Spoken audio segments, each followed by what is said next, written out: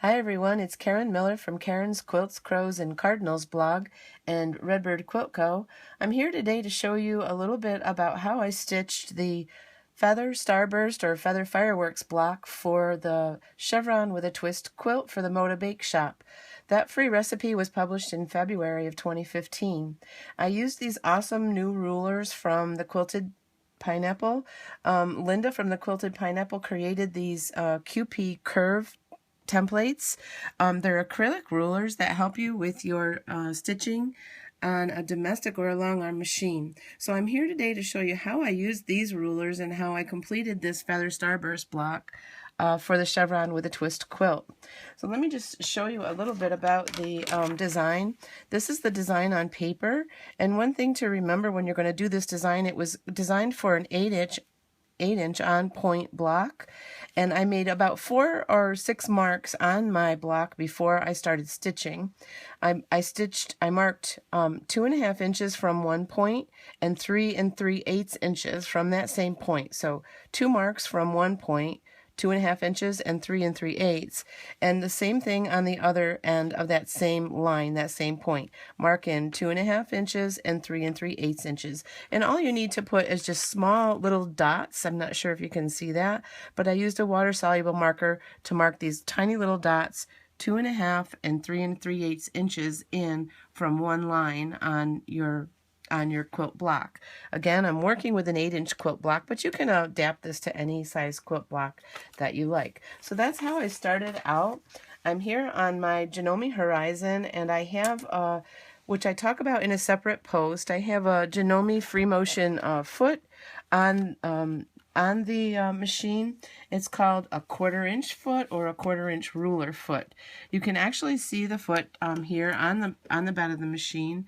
I'm already sitting with needle down position, with my needle down at the 3 3/8 inch mark, about ready to start stitching the first marquee shape, I guess we'll refer to it as for today's video. So in order to get started, you have the QP Curve template number 20 ruler. I'm going to refer to these as, try to refer to them as templates, but it's an acrylic ruler. So you have the QP Curve template number 20 ruler, and the great thing is they have the same shape on the top and the bottom of the ruler. It doesn't matter which side you're using, it's the same curve. So I'm going to position the ruler on the two 2.5 inch marks that I made on my quilt top on the block. So at one end I'm touching the 2.5 inch mark, at the other end I'm touching the other 2.5 inch mark. I've already put my foot down, my needle down at the 3 3/8 inch mark. What you're going to do is let your ruler foot, your Janome ruler foot, ride right along the edge of the curved template. So I'm going to get started here and go ahead and you're pushing to the left because your ruler's on the left, and you're going to just stitch right along the ruler and end up at your other 3 3/8 inch mark. So I just did the first one. I'm going to flip this around and do the second half of this. Again, what you're doing is aligning the QP Curve template on the 2.5 inch mark on your block and holding that steadfast, and then resting your Janome ruler foot along it so that you can draw or stitch the curve. So there's our first marquee shape, all stitched. I hope you can see that with that thread. I'm running with Aurifil 50 weight thread in my top and my bobbin, and I believe I have a 9014 needle in, although that needle is a little bit large. You don't really need it to be that large. But now what I did was I just lifted my needle and my foot up and moved my stitch back so that now my needle is down in the 2.5 inch mark. And what I'm going to do is use my QP Curve template now, rest it right on the stitching line of the first marquee line that you made. You're going to rest this edge right on that stitching line, and because your ruler foot keeps you about a 1/4 inch away from the QP Curve template, you're going to do another, you're basically echoing that first marquee about a 1/4 inch out. So you're going to stitch from the 2.5 inch mark to the other 2.5 inch mark. And now you're going to just, again, flip the ruler around I have a little bit of double-sided tape on the bottom of my QP Curve template to keep it from sliding on the fabric. It's a little tricky when you're stitching on a domestic machine. So again, I've lined the QP Curve template up right on my stitching line of the first marquee, and I always have trouble stitching with the ruler to my right, so I'm going to give it a go here. We'll see how we do.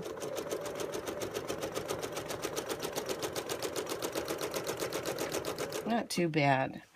Okay, so there you have both two marks of the marquee, and I'm going to do one more. So I'm going to lift my needle and my presser foot, and I'm going to use my, let me do it this way so it's easier for me.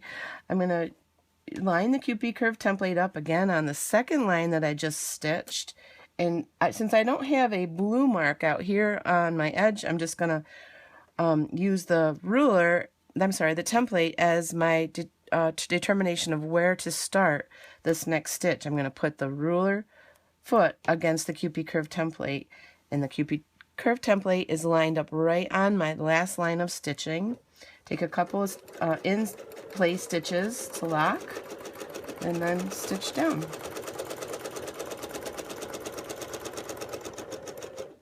Okay, I should have my needle down position, and now I'm going to flip this around and do my last marquee stitching.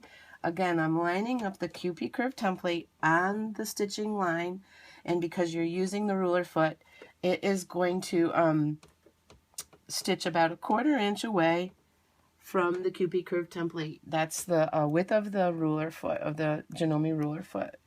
Okay, here we go again. That's my treble side. Let's see how we do.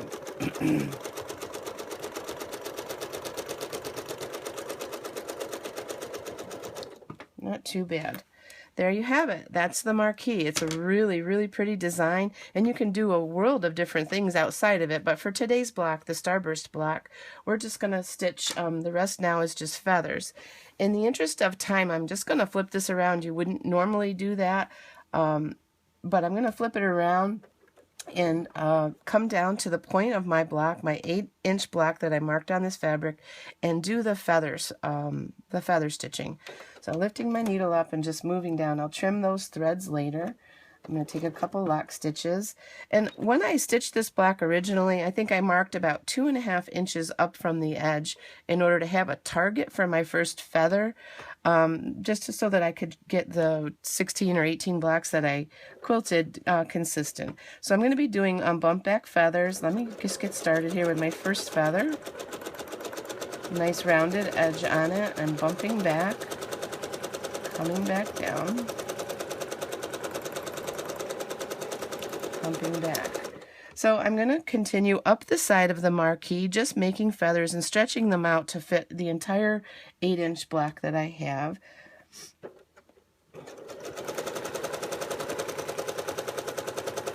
Always returning to the last marquee stitching that you did.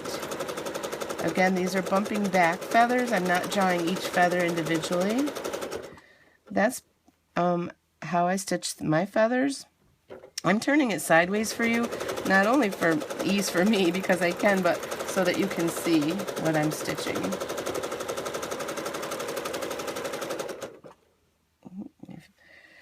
I have just 4 pins in my my sample block here, so the fabric is moving a little bit.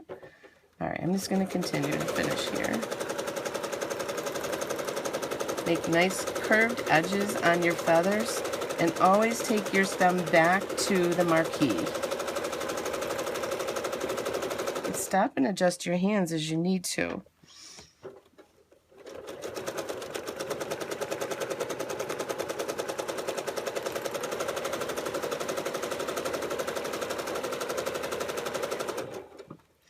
Okay, and if you're stitching this live, you have 2 options now. You can either use your QP Curve template and just backtrack down to the bottom again. I have a habit of stitching my feathers all from the bottom up.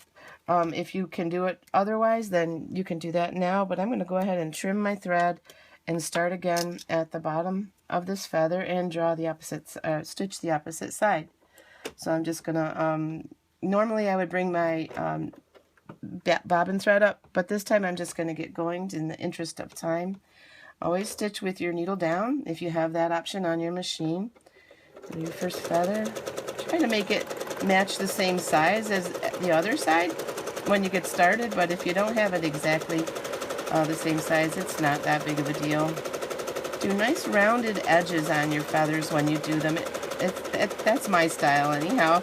If you don't like rounded, then don't, but I love how they look when they're rounded. And this Orfil 50 weight thread stitches beautifully almost every time. I don't ever have any problem with it. Again, you're bringing your stem all the way back to touch the marquee. It just gives closure to your feathers. Just gonna arrange my hands here and keep going.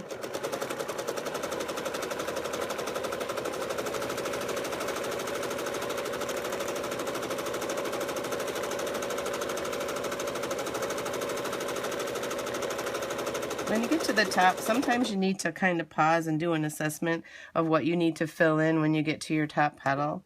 So I'm going to do that and just kind of sneak this last one right in here. Okay, let's just show you what we have. So this is what we have. I'm not sure the lighting on that working out all right. This is the Feather Starburst block that was put in the Chevron with a twist quilt. That free recipe is on the modabakeshop.com, and I used again the QP curve templates by Hrcka from the Quilted Pineapple. This is another number 20 template. If you have questions, feedback, please leave it on the YouTube video or hop over to my blog where I'll be sharing still pictures step by step of the process. Thanks for stopping by today. I'm glad you joined in.